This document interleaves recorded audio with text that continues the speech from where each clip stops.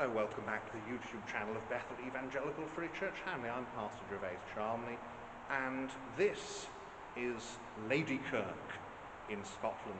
Yes, this is the first video that I'm doing on this channel of a church in Scotland. It's only just in Scotland. We're less than half a mile from the River Tweed, which at this point is the border with England, and we're just over the border. This is Ladykirk, as I say, it's on top of a hill, just over the border, overlooking England. You can see the tower from England. And so yes, we're in Scotland, but only just. But you can tell we're in Scotland. I mean, look at that pulpit. This is a parish church, and only in Scotland, basically, is it normal for a parish church to have a pulpit smack dab in the middle of the apse like that. This is a medieval building. It's built in 1500, would you believe it, by King James VI of Scotland, of course. It's been restored and partially rebuilt in 1743, and again restored in 1861, and again in 1882, when it was, some of the furnishings have been renewed then. But it retains this lovely, look at that, this beautiful medieval ceiling, vaulted roof there. It's a big stone space. You can probably hear the echo of my voice. So we'll have a look around. As I say, this is a Scottish kirk. It's therefore Presbyterian, Church of Scotland, and it was built for as a medieval Catholic church. And so there have been some alterations done, not so much to the structure, because boy, if this is a solid structure, but in terms of the internal arrangements. So let's have a look around, shall we?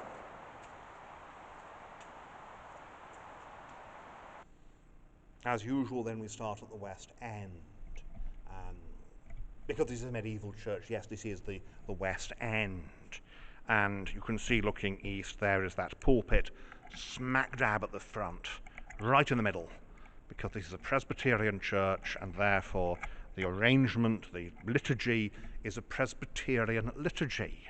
As we turn around here, we look up and we have, here is King James VI, with the, and there he is, and then below we've got this inscription there, held up as it was by putty, and by his head you can see that blocked window. That's would have opened into the priest's chamber, because the priest would have lived here.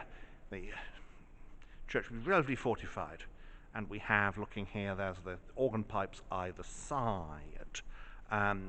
The memorials in the in the nave, rather, are to former ministers. This is the Reverend William Stephen Moody, who died in 1918. Minister here for only 14 years, because he died in 1918. Other ministers' memorials here. This is Reverend John Tudor Scrimgeour, minister 1926 to 45, because he died in 1945. And William Dobie was 45 years minister here. Lived to the age of 82, mind you. So that's how you get to be 40 years somewhere. That just spend your basically the vast majority of your career in one place. But you can see that it's a very medieval building. It's even cruciform with these odd, and odd in the right way, polygonal transepts. And you can see here that we have, I know whom I have believed, that's Christ. All nations shall call him blessed. The history here is, here we have another minister, Reverend George Todd, but in terms of the ministers, the first recorded minister of this area, the one who named Unsettlington, was in 1159. In 1567, there's a record that the man in charge here was a reader, not a presbyter. And that's to do with the Reformation. There are some men who are licensed to read the services, but there's a shortage of clergy. And there we have this wonderful central pulpit. This, of course, is Victorian.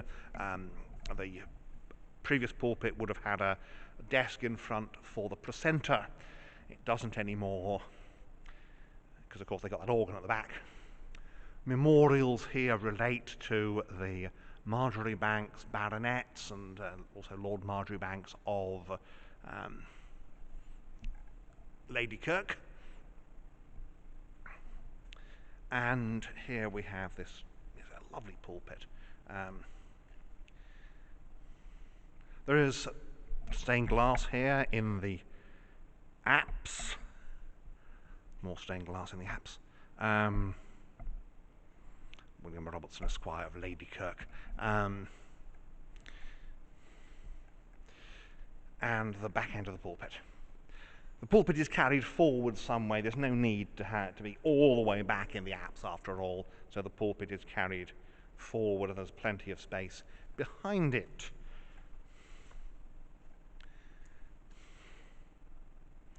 So there we go. And it's a very typical Presbyterian pulpit. Little shelf on the side for the minister to sit on. And sends up there the bookboard and that lovely ceiling. I mean, look at that ceiling. There is the Ascension, and there's the font. That is a later addition, I suspect even later in the pulpit, because that to me, that cast iron thing looks like it's for the bowl that would be used in baptism back in the day. So what a magnificent building this is. Medieval kirk, now restored and used for the worship of the Church of Scotland. Again, I will not say anything about the leadership of the Church of Scotland, but the history of the Church of Scotland, of course, is a good Presbyterian kirk, and I'm sure that the men who were ministers here, who preached from that pulpit, were good gospel men. I say nothing of the current situation. And the building is currently undergoing some restoration. One of the windows has a hole in it, and I can see a bird, unfortunately, has got in. But such is life, unfortunately. So that, let me turn around here, is the inside here at Ladykirk. Let's have a look at the outside then, because that is equally spectacular. And so here we are outside at Ladykirk. You see what I mean about this wonderful structure. It's so muscular, isn't it? This is a building that says this is built to stand the force of nature and the English. But it's built to stand the force of nature. It's on a hilltop, and you get some winter storms here. And with the wind and the rain battering against the kirk, it's got to be able to stand firm. And what a solid building is. This is, because you saw the inside vault, and this is why you've got a slightly odd appearance here, with the windows appearing so low down, because they're not really, because you've got that great vault on the inside. So we'll have a look around the outside again and see what we can see. Oh, by the way, the tower. You can see this is such a Scottish tower, isn't it? And this is, of course, part of that 17th century, I expect, rebuild or restoration work, and the thing they've done, the tower has been unsafe. So let's have a look around the outside. So here we are. I see muscular kirk. Now, I'll pan over here and you can see that is England over there, and sheep in between. And this is why it's got to be a pretty tough building, because we are in a situation where the wind and the storms are liable to batter the structure, and I expect that's one of the reasons the tower had to be replaced. And you can see that stone roof, and there's an apsidal, well, that polygonal apse and the polygonal transept, that's the word. It's not a big church, as we saw. I mean, it's big for the area, to be fair. Not as big as the English church down the hill at Norham, but then there's a small town at Norham. There's nothing here except the church and a few houses. But it makes a statement. And part of the statement is that the kings of Scotland are real kings. They're not just pretend kings who are really subject to the English. They're real kings.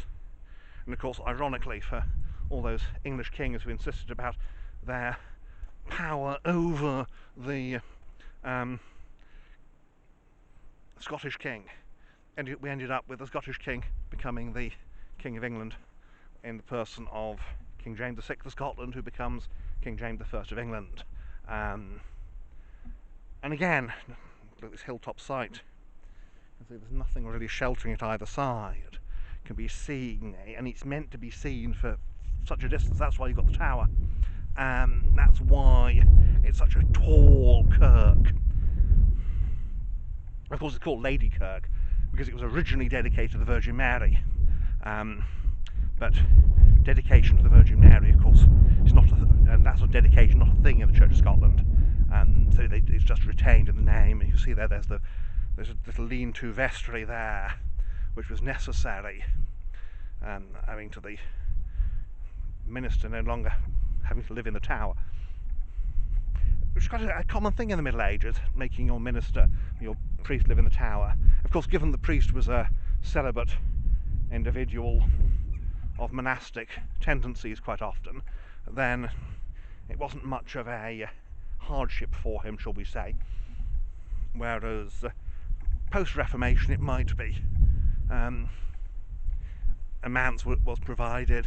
I'm not even sure there's services here anymore, to be honest, but it's a gorgeous building. It is open every day, so as you can see, it's well worth a visit. All I can do is give some external to here. Now we come to the tower, and you can see there's the stair turret, and the upper part of the tower is this rebuild, but the lower part is medieval, and I expect the upper part's been damaged at some point, and that's why it's been rebuilt. But that stair turret is where the priest would have gone up, and you can see these windows, and they would have been his upstairs and downstairs. And then there's the space at the bottom as well, and semi-fortified, which of course is quite important here because you never really knew when the English would decide to come and attack. And here's the war memorial in the form of an Iona style cross. It's a magnificent building, and it's in fact, as you come head towards Norham, because this is on the hill above Norham, you see this before you see Norham Church, which is down in the valley. And it's a wonderful sort of declaration, Ladykirk. This is Scotland, and the Scots are here to stay. What a marvellous building. So we'll leave it essentially about that point.